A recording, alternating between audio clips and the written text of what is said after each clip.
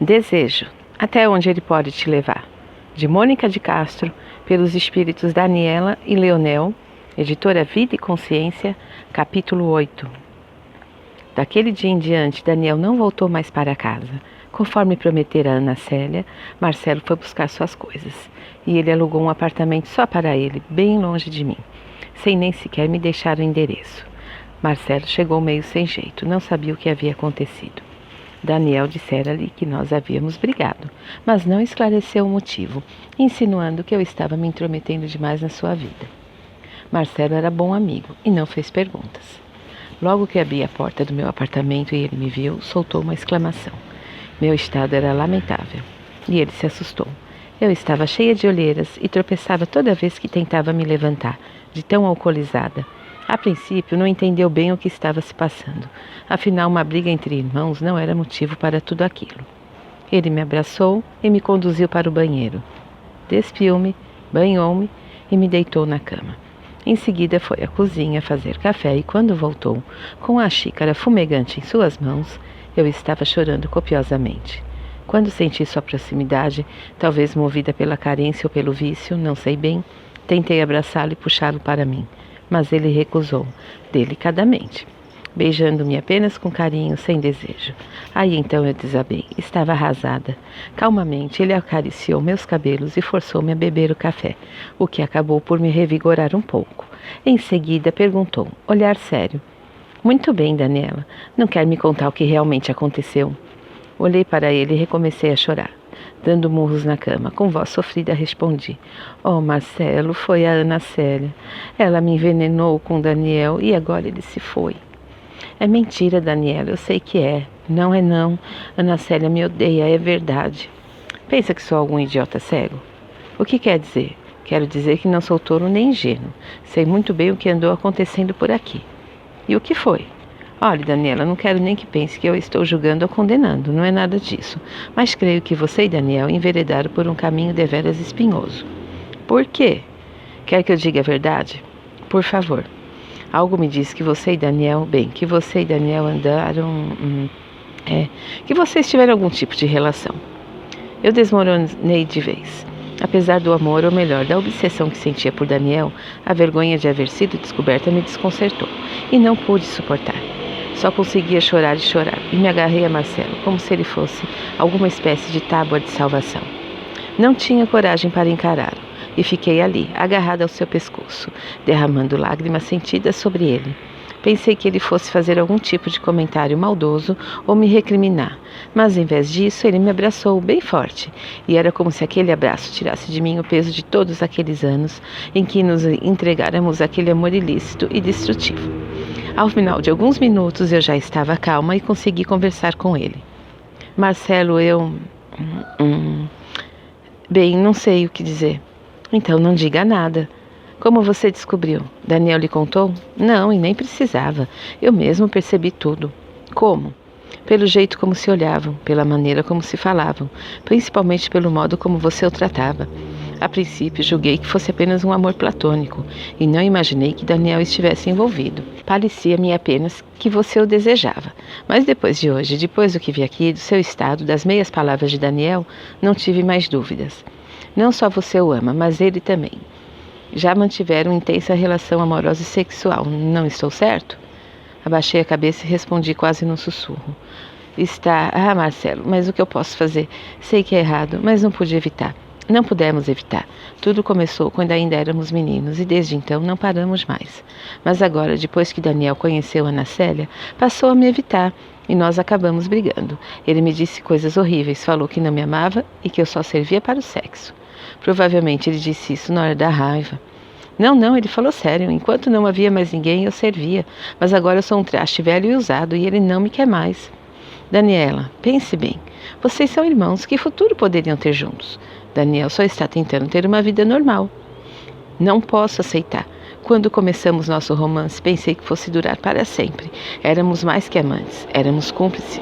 E toda essa cumplicidade na vergonha e na ilicitude serviria para manter-nos unidos, para o resto de nossas vidas.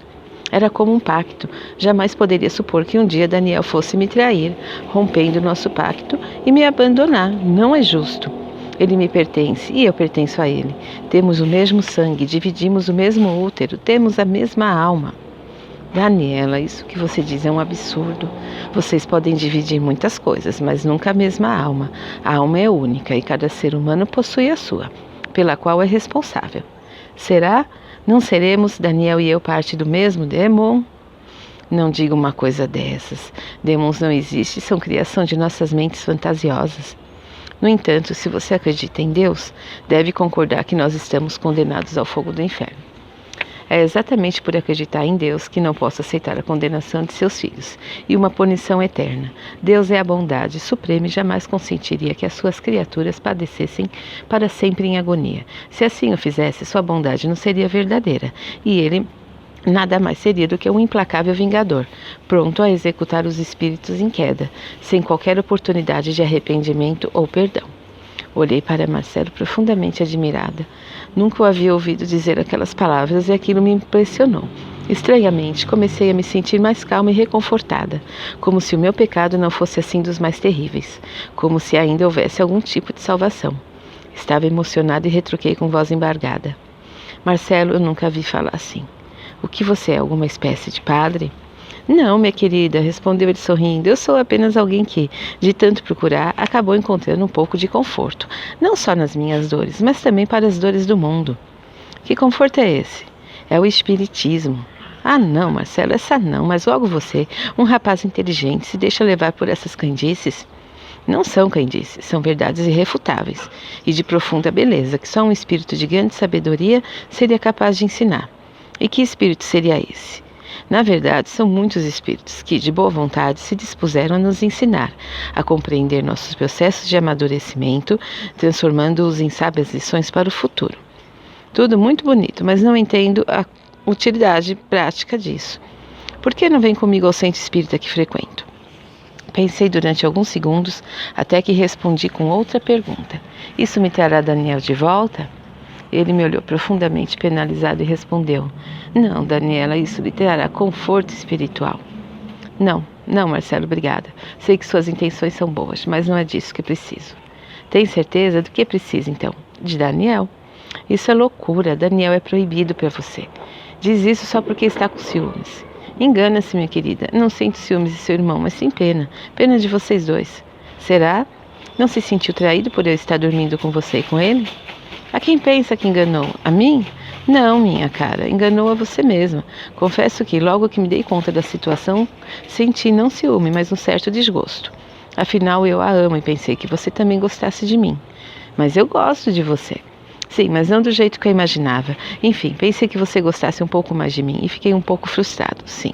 Mas eu a amo e estou disposto a fazer tudo o que estiver ao meu alcance para não tê-la ao meu lado, mas para curá-la dessa obsessão doentia. Por quê? Já disse, porque a amo e quero ver você bem e feliz, livre dessa prisão em que você se atirou. Marcelo, você é um bom rapaz, inteligente e honesto. Não merece uma moça feito eu. Já estou perdida e não posso mais resgatar minha honra. A honra de uma pessoa não está em seu sexo, mas em seu coração. No entanto, você quase me abandonou quando soube que eu já não era mais virgem. Não, absolutamente não. Eu fiquei surpreso e chocado, foi só. Você é liberal demais e isso me assustou. Por mais que eu tente colocar a espiritualidade acima de tudo, sou também um homem. Às vezes é difícil pôr de lado certos conceitos e valores que nos foram passados de geração em geração e que já fazem parte de nosso código de ética social. Mas eu aprendi que nem sempre a ética social está condizente com os verdadeiros valores morais. Não há nada de errado com sexo antes ou depois do casamento. Erra-se quando se faz do sexo não um complemento do amor, mas uma fonte de prazer desenfreado e inconsequente, do qual nos tornamos escravos em virtude de nossos vícios. Marcelo, não compreendo você. Você fala como um monge, no entanto, fez sexo comigo sem nenhum constrangimento. Porque a amo. E se não me amasse, você teria me rejeitado? Não sei, Daniela, provavelmente não, porque eu a desejava também. E o desejo, como tudo mais, faz parte da natureza humana. Eu não poderia fingir que não a desejava, mas de qualquer sorte teria feito sexo com você de forma responsável, com respeito e dignidade. Sexo não precisa ser sinônimo de devassidão. Só quem faz o sexo um vício sem freios ou limites é quem corre no desvio da conduta. Então você admite que dorme com mulheres que não ama? Sim, admito, já dormi até com mulheres de vida fácil e confesso que senti prazer com isso, mas isso não exclui o fato de que eu sempre respeitei-as e as tratei com dignidade, dispensando-lhes o mesmo tratamento que dispenso a qualquer outro ser humano. Elas seguem o caminho que escolheram para si próprias e muitas lições devem tirar de sua infeliz condição, aprendendo que os desvios da vida conduzem todos ao mesmo lugar, que é o crescimento moral. E você acha que é certo? Quem sou eu para julgar? Todos nós temos nossas dificuldades e não podemos nos julgar melhores ou piores do que nossos irmãos. Cada um está onde deve estar e aprende aquilo que tem capacidade para aprender. Não adianta querer ensinar trigonometria a uma criança do jardim de infância, porque ela não alcançou ainda maturidade suficiente para aprender. No entanto, ela já é capaz de aprender os primeiros números, porque isso é algo que está mais condizente com a sua maturidade naquele momento. Mas não podemos dizer que a criança é inferior ou menos inteligente do que o adolescente, que já alcançou um estágio superior em seu aprendizado, ao qual a criança um dia também chegará. Eu estava profundamente admirada e emocionada. Aquelas palavras eram mesmo reconfortantes. E eu queria muito acreditar que a minha salvação estava ali. No entanto, naquele momento eu estava ainda no lugar da criança. E não adiantava tentar me ensinar algo que eu não podia compreender. Por mais que a minha alma ansiasse por seguir aquelas palavras, o meu temperamento rebelde e apaixonado recusava-se a aceitar um caminho que não fosse o desejado. O que fiz foi rejeitar a ajuda que Marcelo queria me dar, porque aquela ajuda não era a que eu esperava, porque aquela doutrina não me prometia trazer de volta ser amado. Ao contrário, tudo faria para que eu não mais o desejasse, e eu não estava ainda pronta para abrir mão de Daniel. Eu, em minha ignorância, julgava que Marcelo tentaria me fazer parar de amar meu irmão, e não pude compreender que o que ele estava tentando era exatamente mostrar-me o caminho do verdadeiro amor. Não aquele amor possessivo e mesquinho, mas um amor abnegado e cheio de compreensão. Eu estava cega e jamais poderia enxergar algo que estava muito além de minhas possibilidades. Só o tempo e o sofrimento poderiam me ensinar, e era preciso que eu amargasse muito no pranto para aprender. Afinal, fora o caminho que eu escolhera, o caminho da dor.